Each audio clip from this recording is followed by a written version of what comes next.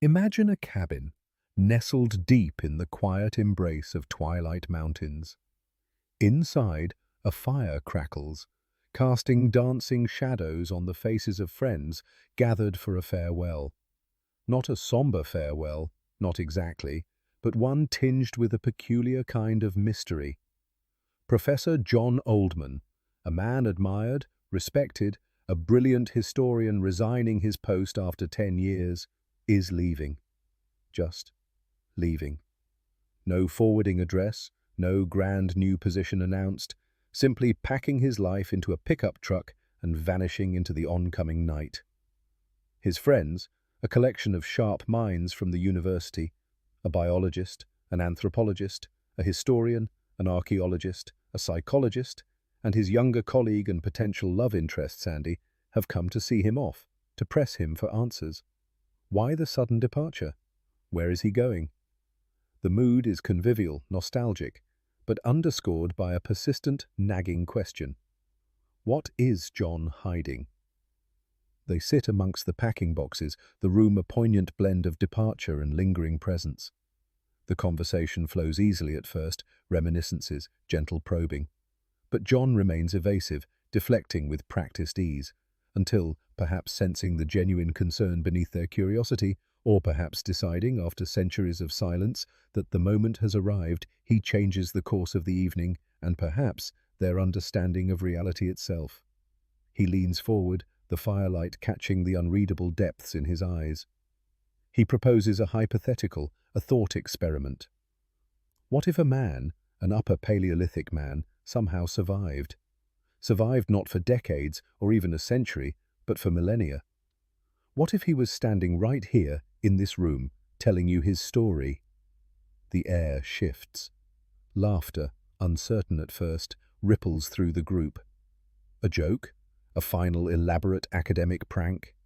Harry, the biologist, scoffs good-naturedly, pointing out the cellular impossibilities, the sheer biological absurdity.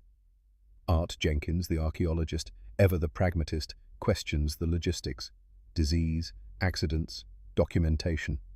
How could anyone possibly live through 14,000 years, undetected, unaltered? But John doesn't laugh. His gaze remains steady, meeting each objection not with defensiveness, but with quiet consideration. He isn't proposing a hypothetical anymore. He presses them. Assume I'm telling the truth, he urges. What questions would you ask? And so begins the interrogation, cloaked initially in the guise of intellectual curiosity, a stimulating fireside debate. But beneath the surface, something profound is stirring. Disbelief wrestles with a terrifying, exhilarating sliver of what if. John describes his beginnings, hazy memories of a Cro-Magnon existence, part of a small community, moving with the seasons, learning, adapting.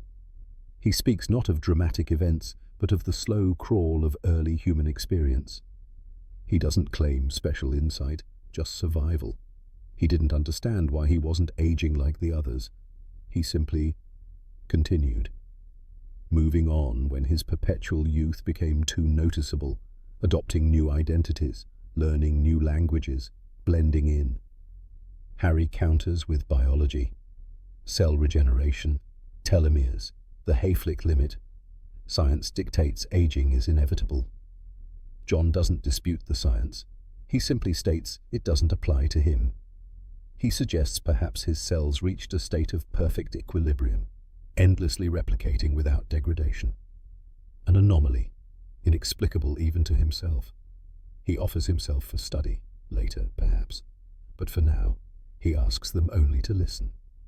Dan, the anthropologist, is fascinated. He probes John about cultural shifts, societal evolution firsthand. Did he witness the dawn of agriculture, the rise of cities?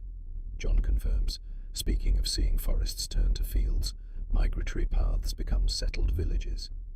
He talks about crossing the land bridge, though his memory of specific migrations is blurred by the sheer scale of time. He learned by observing, by assimilating. He wasn't a leader, not a shaper of history, just an incredibly persistent witness.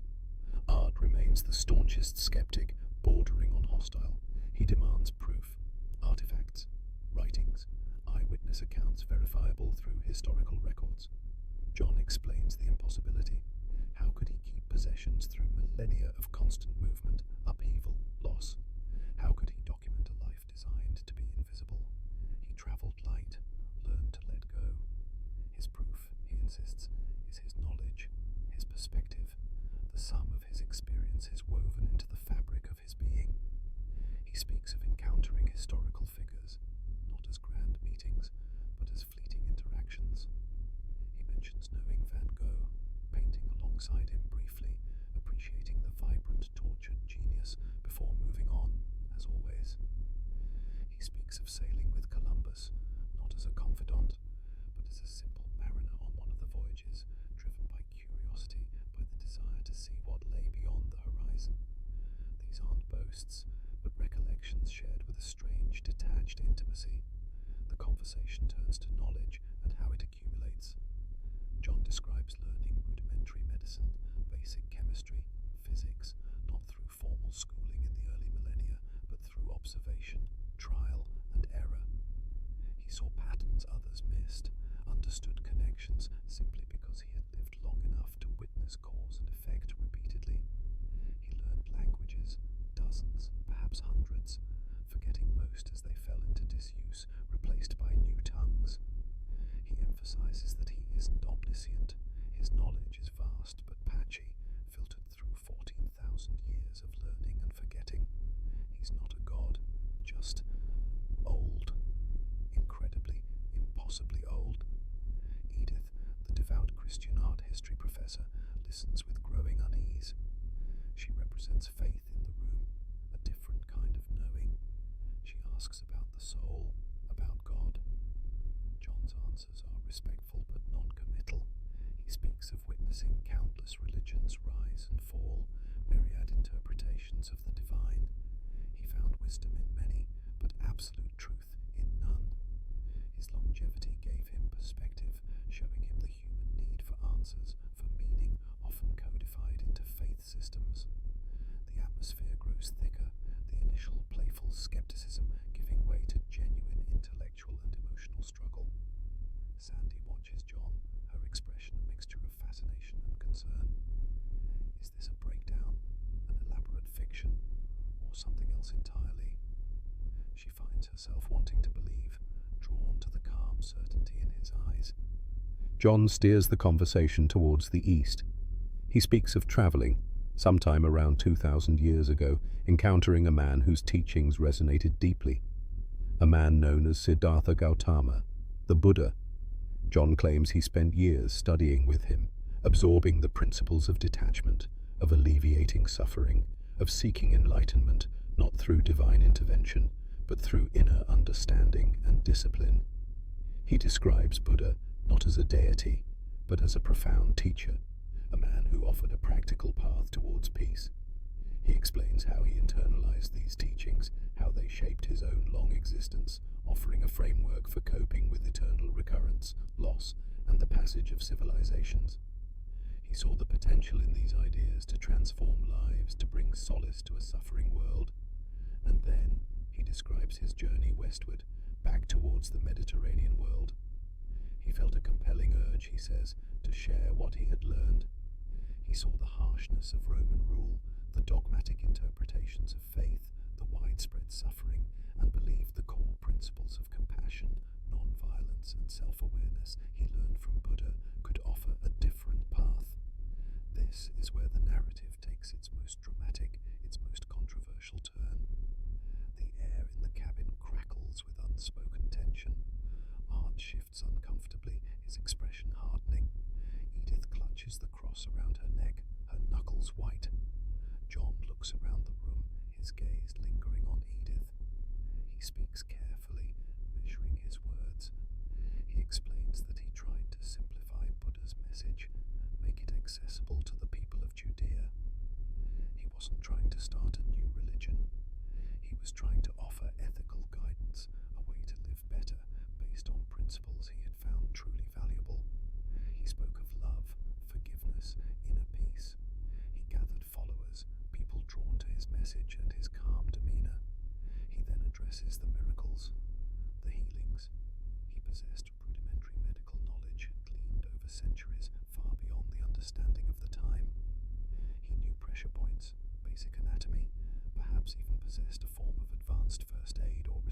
crucifixion technique learned somewhere, sometime. What seemed miraculous then might be explainable now, even if he couldn't fully articulate the biomechanics himself. Broken bones set properly, fevers reduced through methods unknown to local healers, perhaps even reviving someone from a faint or shallow coma, events easily magnified into resurrection through the lens of faith and desperation. He talks about being perceived as more than human. His teachings, his unusual perspective, perhaps even his unnerving lack of aging if observed closely over time, could have led people to believe he was divine, the Son of God. A narrative spun around him, growing with each retelling. And the crucifixion. John pauses, the silence in the room profound. He claims it didn't happen quite the way the story tells it. He admits he ran afoul of the authorities, Roman and Jewish, his teaching seen as disruptive, challenging the established order. He was punished, yes. Perhaps flogged, perhaps subjected to a painful ordeal, but not the prolonged fatal crucifixion depicted in Scripture. He suggests he might have been pinned briefly, or subjected to a lesser form of punishment common at the time, one from which he could and did recover, perhaps using his knowledge of the body to manage pain or induce a state mistaken for death. His subsequent reappearance, alive, would have cemented the belief in his resurrection, solidifying the myth. He says he saw what his message had become, twisted, deified, forming the basis of a structured religion far removed from the simple ethical teachings he intended to share. He saw the potential for conflict, for dogma, for the very things he sought to alleviate. And so, disillusioned, he disappeared again, moving on, letting the legend grow without him. He became, in effect, the inspiration for Jesus Christ. The impact of this statement is seismic. Edith lets out a strangled gasp, tears streaming down her face. "Blasphemy," she cries, her voice trembling with righteous fury and deep personal hurt. Her entire worldview, the foundation of her life and morality, is being dismantled by the man she considered a friend. She sees him now as a devil, a liar spewing corrosive falsehoods. Art Jenkins explodes. "This has gone too far, John. This isn't a game anymore. You're mocking centuries of faith, history, everything." He accuses John of grotesque narcissism, of weaving a pathological fantasy.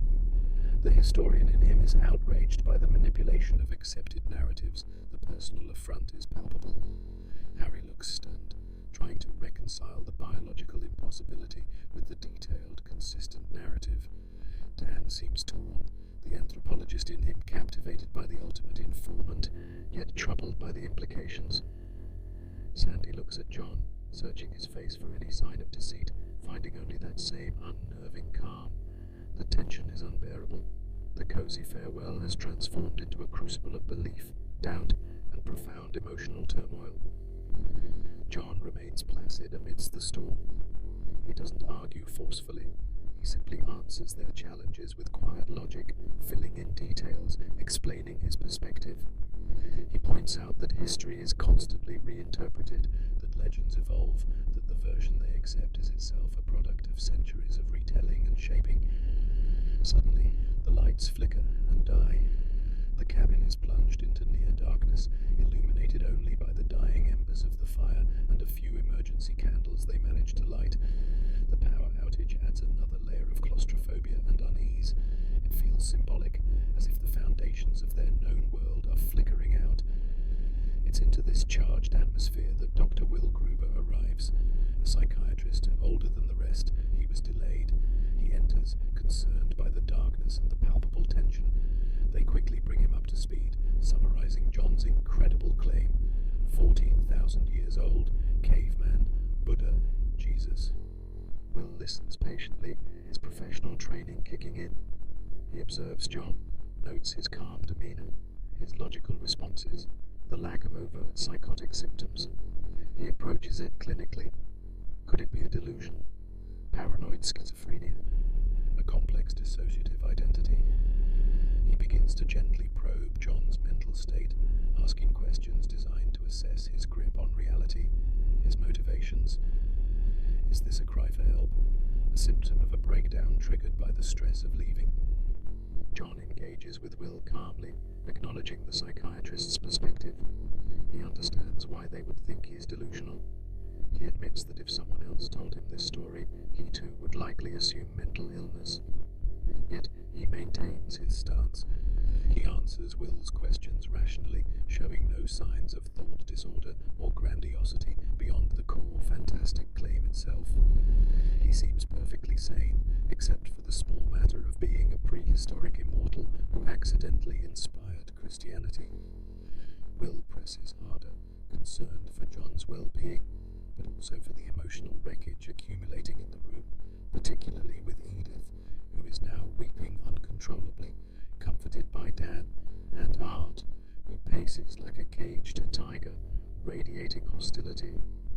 Will suggests that perhaps John believes this story so thoroughly it has become his reality. He floats the idea of temporary hospitalization, observation, help. The implicit threat hangs in the air. If John persists, Will might feel ethically obligated to have him committed, deeming him a potential danger to himself, or perhaps simply unable to care for himself due to this profound delusion. The confrontation reaches its peak. John looks around at the faces of his friends, edged with fear, anger, confusion, hurt. He sees the pain his story has caused. Perhaps he values their friendship more than the validation of his truth, or perhaps he sees the futility, the impossibility of ever being truly understood. He sighs, a deep, weary sound that seems to carry the weight of ages. The unflappable facade cracks just slightly. A faint, sad smile touches his lips. He looks directly at Will, then addresses the group. "Okay," he says softly. "Okay, you're right." He tells them it was all a story, a game, a what-if scenario he let get out of hand. He confesses he made it all up, weaving together threads of history, philosophy, and psychology into a narrative designed to provoke thought, perhaps as a bizarre, unforgettable farewell gesture. He apologizes for taking it too far, for upsetting them, especially Edith. He attributes the Jesus element to wanting to see how far he could push the boundaries of their credulity, a flawed impulse he now regrets. The relief in the room is immediate, visceral, but complex. Edith stops crying, clinging to the retraction like a lifeline, though suspicion lingers in her eyes. Art visibly relaxes, but his anger remains, now directed at the perceived manipulation, the emotional cruelty of the game. Harry chuckles weakly, relieved to be back on solid ground, yet perhaps a little disappointed the scientific anomaly wasn't real. Dan looks thoughtful, unconvinced by the sudden reversal. Sandy watches John, her expression unreadable. Did he just fold under pressure? Or was the retraction the real performance? Will Gruber accepts the confession readily, relieved to have a rational explanation, however unconventional. He pats John on the shoulder, advising him to perhaps channel his creative energies differently in the future. The party breaks up quickly after that. The mood is awkward, strained. Goodbyes are exchanged, tinged with resentment, confusion, and forced normalcy. Art leaves curtly. Edith offers a hesitant, wounded farewell. Harry and Dan linger, still processing. As the others disperse into the night, leaving John to finish his packing, only Sandy remains inside, helping quietly. Will Gruber steps back towards John near the truck, a final thought occurring to him. The conversation is quiet, almost mundane after the intense drama. Will mentions casually how John's story, particularly the details about moving on, changing identities, reminded him of something from his own past. He reflects on his father leaving when he was young, the vague memories. John, perhaps letting his guard down now that the charade, or the truth, has been ostensibly concluded, packs a box. He murmurs something about needing to remember which names he used where, mentioning aliases from different decades. He might have mentioned teaching chemistry under a certain name, somewhere on the East Coast, perhaps Boston, 60 years ago. He might have idly mentioned owning dogs, always naming them after chemical elements. A flicker of recognition crosses Will Gruber's face. A specific name John let slip. John Pelham. Teaching chemistry. Boston. 60 years ago. The dog's named after elements. Tinny, Foss. Suddenly, fragmented memories coalesce in Will's mind with devastating clarity. His own father, who left his family, who taught chemistry in Boston, who had those exact dogs with those unusual names. The man standing before him, John Oldman, this seemingly ageless professor, was John Pelham. His father. The father who walked out 60 years ago, looking exactly as he does now. The realization hits Will like a physical blow. His face drains of color. He gasps, clutching his chest. The shock is too immense, the chronological impossibility crashing against undeniable memory. He stumbles back, eyes wide with horrified understanding. John rushes towards him, concern etched on his face, the mask of Oldman replaced by something ancient and familiar to Will. John. Will whispers, the name a question, an accusation, a plea. John can only nod, a look of profound sadness, of recognition, and perhaps of guilt crossing his features. I was younger then, John murmurs, a statement of staggering understatement. The shock overwhelms Will Gruber. He collapses, gasping for breath. A massive heart attack. John kneels beside him, helpless, checking for a pulse that is fading fast. Sandy rushes out, witnessing the scene, understanding dawning in her eyes as she hears Will's last choked words, perhaps repeating the name, perhaps just staring at the man who should have aged, who should have died long ago. John looks up from Will's still form, his face a mask of quiet, weary grief. The grief of a son who has just inadvertently killed his father, or rather, the grief of a father who has just watched his son die of old age, the shock of recognizing his eternally young parent proving fatal. The roles reversed by the impossible weight of time. Sandy stares at John, the truth hitting her with the force of Will's collapse. The story was real. The retraction was the lie. John Oldman is 14,000 years old. Final shots. John's pickup truck driving away into the darkness. Sandy beside him, her face turned towards him, full of questions and a dawning understanding. The empty cabin, the dying fire. And so, John Oldman drives away once more, leaving behind a life, a circle of friends whose realities he shattered and then hastily tried to repair, and the body of a son who died from the shock of recognizing his impossibly ancient father. He leaves behind the questions, the paradoxes, the lingering, terrifying possibility that everything he said was true. Was it an elaborate, cruel hoax played by a brilliant but disturbed mind? Or was it the genuine testimony of a man unstuck in time, carrying the weight of 14 millennia, briefly sharing his burden before vanishing back into the anonymity that has been his shield and his curse? He carries his secrets into the night, leaving us in the twilight, pondering the nature of belief, the fluidity of history, and the profound, isolating mystery of what it might mean to be the man from Earth. The question lingers,